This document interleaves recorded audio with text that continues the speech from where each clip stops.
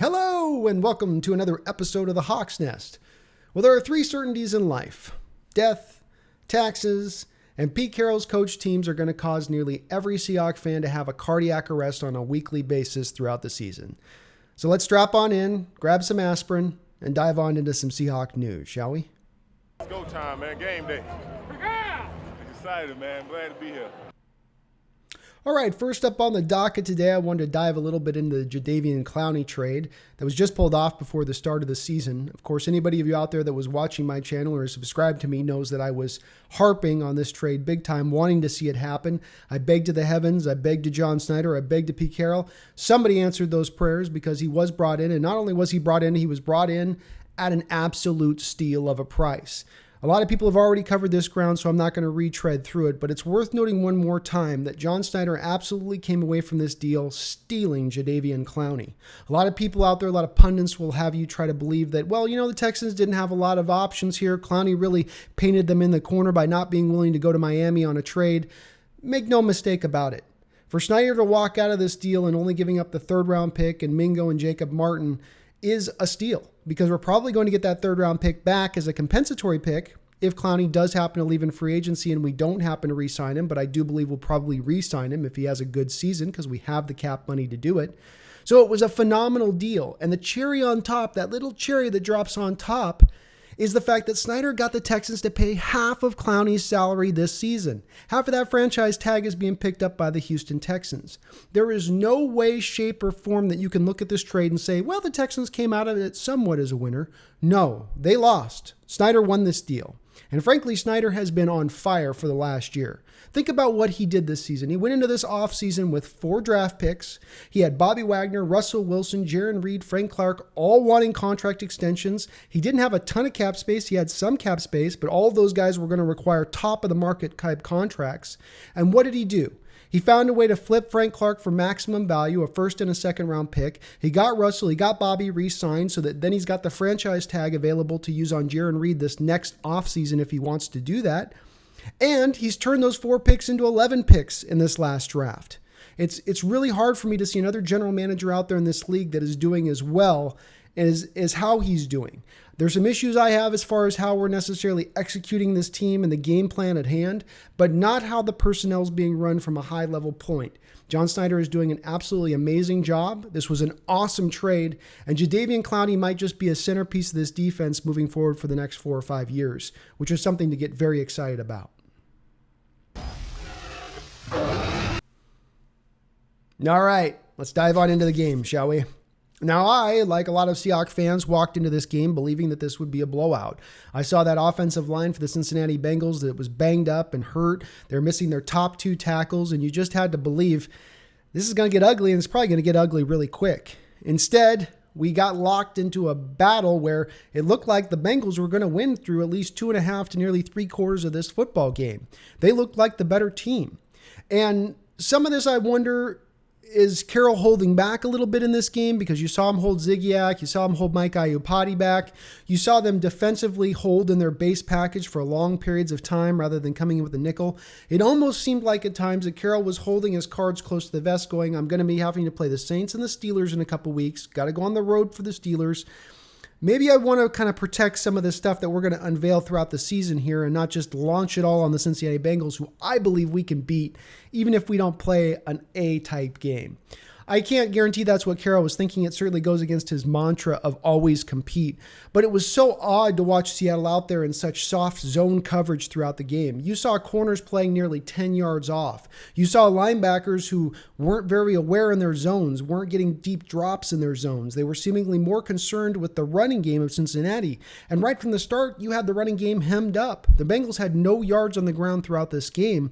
You would have thought Seattle made the transition quickly into worrying more about the pass. But here's the one thing that I take from this game that's a long-term, long-range issue that is going to be playing out. And this has been brought up by people that have looked at film over the last couple of years more and more. And that is that the Hawks defense is not unique anymore.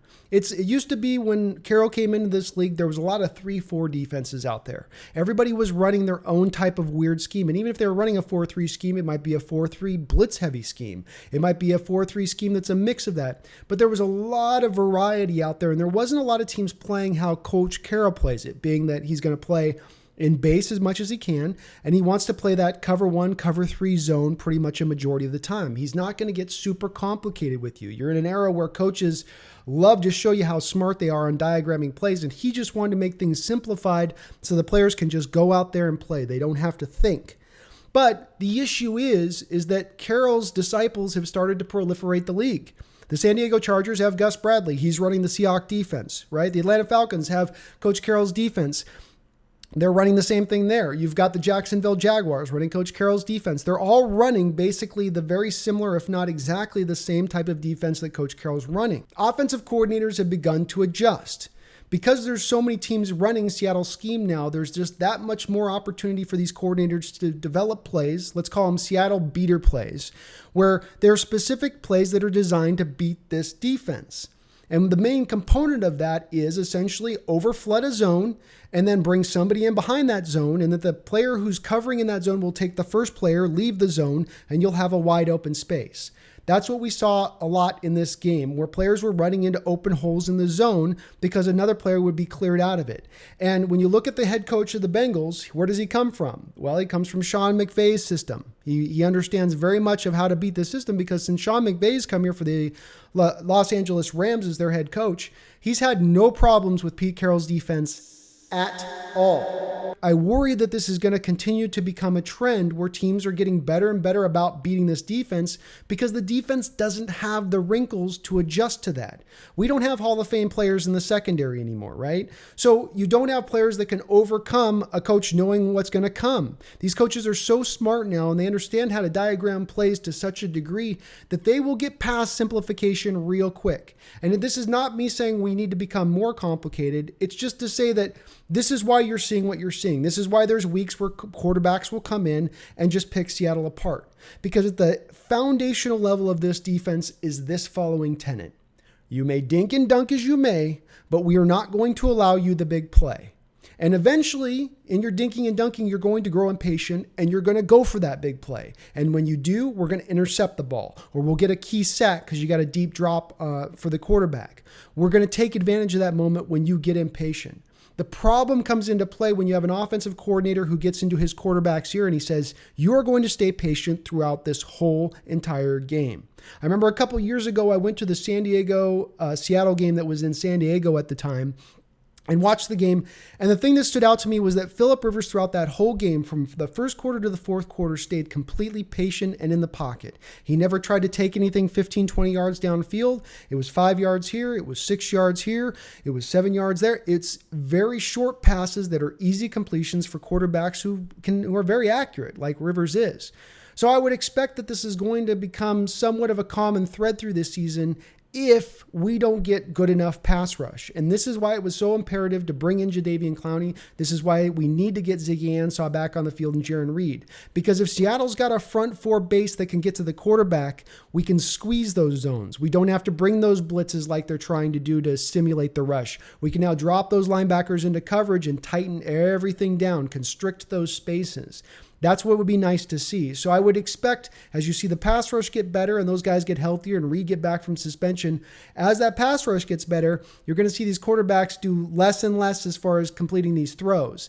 That's the basis of how Seattle's defense is built. Those front four have got to generate the pressure to cover up those guys on the back end, just the way it is.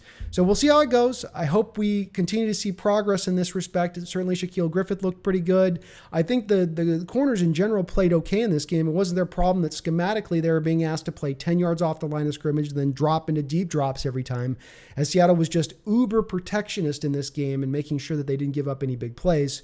Which is a little bit ironic, of course, because then Tedrick Thompson gives up the big play on exactly the type of play that would have been an interception with Earl Thomas in the past. That's exactly what Carroll's system's hoping for, is that play to happen, but to be an interception, not a touchdown bomb to John Ross. So let's flip over to the offensive side of the football. Stay focused. Hey, we're prepared. We're prepared. Let's go get it, man. No fear. Let's go dominate. One play at a time. Let's do it together. Let's go celebrate in the end zone. Let's go. Hawks on 3. 1, 2, 3. Hawks. All right, let's take a look at the offensive side of the ball. And the one point I really want to harp on here is the read option. Seattle has really embedded themselves in sticking with the read option and making that the main component by which they run the football. And I think the reason that they do this is it's been so great for them in the past, but I also think it helps out a lot in the play action game off of that read option especially. This is all well and good, but the base point of this is this. For the read option to work, the quarterback has to be a threat to run it. When Russell first started running the read option back in 2012, he was an option to run it every single time throughout the game. First, second, third, fourth quarter, he could run it. But what's happened over the years, as Russell maybe has slowed down just a little bit, is that he's chosen to not keep the ball for the first 3 quarters. He's going to give it to the running back every single time. He's not even making the read on the defensive end crashing down. He's giving it to the running back and going. And then in the fourth quarter, he tries to unveil his little secret spell where he's going to now keep it and then go and get those yards when you really need it in the fourth quarter. Get that key first down when you really need it in the fourth quarter. You saw them do this with the Bengals where it was the first time he actually kept it was in the fourth quarter on a 5-yard run when they were deep in their own territory in the fourth. But my issue with this is this. We've had 5 or 6 years of film for defensive coordinators to see Russell doing this, and they're not stupid. They've got advanced scouts who watch this stuff, who pay attention to this stuff. They can easily tell their defensive players, look, through the first 3 quarters, you don't have to worry about Russell Wilson keeping it. He's only going to do that in the fourth quarter. So just go down and crash on that running back every single time. And I think this is why you're seeing some of the constriction at times on that read option and in the middle of that defense, where you would expect there to be a hole or an opening. Now you're seeing that defensive end coming down and helping out on that running back. If Seattle's going to continue to want to run this formation at such a high proclivity, then they've got to have Russell be a threat to run the ball through the first 4 quarters, not just the last one. You got to be creative in this day and age. People have tendencies. Use tendency breakers. And that's what I would argue they need to do here. And if you're not going to do that, then go to more traditional I formation sets or go to more traditional Russell Wilson under center coming back to hand the ball off to the running back, because that's an easier play for a running back to go get yards on than a running back trying to take it out of shotgun. What's easier for you to do? Have a running start as you're going into the line, or have to wait and hold the ball and then get the running start when the defense already has a running start on you? This is basic football. So we'll see how they continue to go if they continue to lean on this as much. It was a little discouraging to see how much they wanted to just use it again and again, knowing I've known this for years. Russell's not going to keep the ball. Russell steps up, throws deep. Metcalf near side. He's got it! It was great to see DK Metcalf come out and show up in his first game, beating Steve Largent's rookie record for the first game ever, posting the most yardage. He looks just like we had hoped that he would look, the perfect big-bodied receiver for Russell Wilson. Russell's never had this type of receiver before with Seahawks offense. We've always had these small, undersized type guys, and I think that it would be the perfect skill set for him to be matched up with in the respect of Russell throws such a nice, deep, catchable ball. It just comes right in like a pillow into the hands of the receiver. And for big-bodied guys that are fighting off cornerbacks, it's very advantageous for them to have a quarterback who throws like that. And I think you're going to see this be just a perfect pairing between DK and Russell as not only this season goes on, but as we move through on the next few years. So a very exciting development happening there. Nothing but upside for DK. And we'll continue to hope that he just keeps pushing forward because he looks great.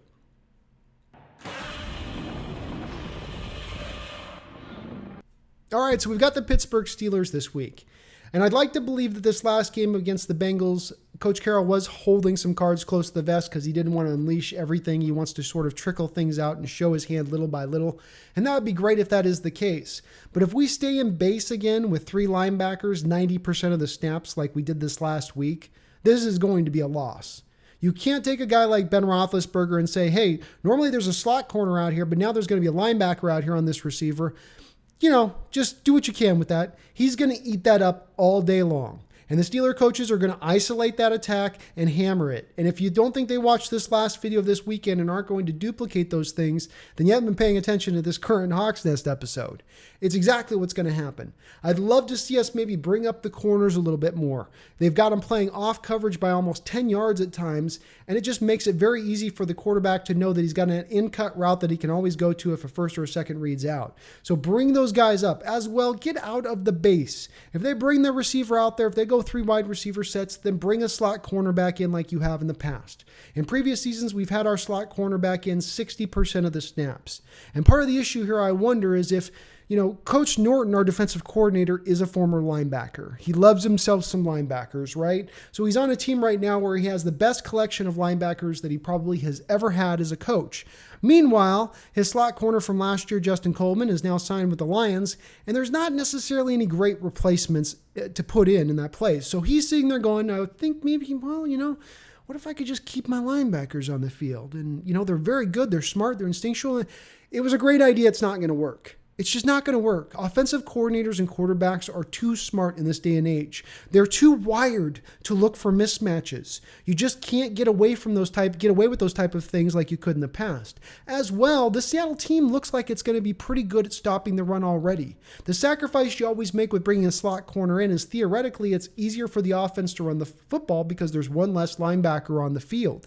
But I think with what we have in our base formation, your Poona Fords, your Jadeveon Clowneys that are very adept at stopping the run, I don't think you have to protect them as much in that respect. So go to more of the slot corner, bring the corners up off their off coverage, and maybe just maybe consider somebody else other than Tedrick Thompson. I don't care if it's Marquise Blair. I don't care if you go sign Deshaun Shedd off the street and put him in the spot. But we have seen enough out of Tedrick Thomas to figure out and realize he doesn't look like an NFL starter to me. He's not making any plays. He's not a ball hawk, which Coach Carroll continually wants to call him. I don't see it. Eventually, it's got to show up on the field, and it's just not showing up. It's time for a change. I know I'm not the only one saying this, but I think it's a little bit long overdue where they're trying to make that poor, horrible draft they had where they took, in the 3rd and 4th round, they had Omar Darboh, Nas Jones, Shaquille Griffith, and Tedrick Thompson. And basically, none of those 4 guys have necessarily worked out great. Griffith's been okay. So maybe switch that out as well if it's time. Let's bring in Marquise Blair. At least he's going to give you some hard hitting back there, even if he gives up a big play. Tedrick Thomas is just giving up a big play and giving you nothing as a plus in addition to that. So I'd love to see them make those type of changes offensively. Let's get out of the read option a little bit more, go to more of the I formation and traditional sets, try to attack from that standpoint. But we'll see what they've got in store. I'm going to be on my edge of my seat just like the rest of you. That about does it for us today. As always, thank you so much for watching. I really do appreciate it. If you like this video, please hit the subscribe, like button, leave a comment, all that good stuff. We just passed 300 subscribers and we're going strong. I couldn't do it without you guys. Let's keep this thing going. Let's keep the momentum moving. And as always, do not forget, go Hawks.